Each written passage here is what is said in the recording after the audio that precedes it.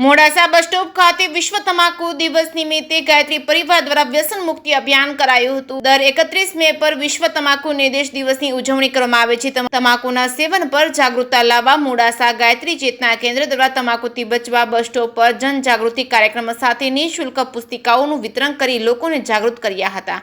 વિશ્વ તમાકુના નિર્દેશ દિવસ અંતર્ગત વિશ્વભરમાં તમાકુની થતા નુકસાનથી બચવા સૌને જાગૃત કરવા પ્રયાસ કરવામાં આવે છે। અખિલ વિશ્વ ગાયત્રી પરિવાર અને માનવ માત્રને માટે વ્યસન મુક્તિ અભિયાન જેવા અનેક જનજાગૃતિના આંદોલનો કરવામાં આવે છે। આજના વિશ્વ તમાકુ દિવસ પર મોડાસા ગાયત્રી ચેતના કેન્દ્રની ટીમે મોડાસા બસ સ્ટોપ પર મુસાફરો અને લોકોને વચ્ચે જઈ તમાકુના વ્યસનથી થતા નુકસાની સૌને જાગૃત કરવા પ્રયાસો કર્યા હતા અને આ પરિવારજનોએ વ્યસન મુક્તિની સચિત્ર પ્રદર્શનને હાથમાં રાખી નારા બોલીને વ્યક્તિગત તમાકુના સેવનથી થતા નુકસાન વિશે સમજવાના પ્રયાસ કર્યા હતા।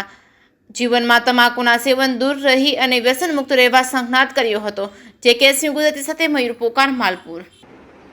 આજે 31મી મે વિશ્વ તમાકુ નિષેધ દિવસ પર ગાયત્રી પરિવાર મોડાસા દ્વારા બસ સ્પોટ મોડાસા ખાતે તેમજ જાહેર જગ્યાઓ પર આમ જનતાને તમાકુની બનાવટોના વ્યસનોથી જે નુકસાન થઈ રહ્યું છે માનવ જાતને, તેનાથી બચવા માટે, પોતાના શારીરિક રીતે બચવા માટે આ વ્યસનોથી સમજાવવા માટે પ્રયાસ કરવામાં આવ્યો।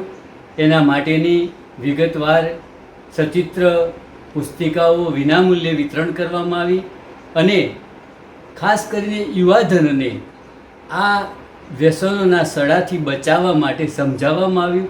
એમાં અનેક યુવાઓએ સંકલ્પિત થઈને આજના દિવસે અમે તમાકુથી દૂર રહેવા માટે પ્રયાસ કરીશું એવા સંકલ્પ પણ લીધા।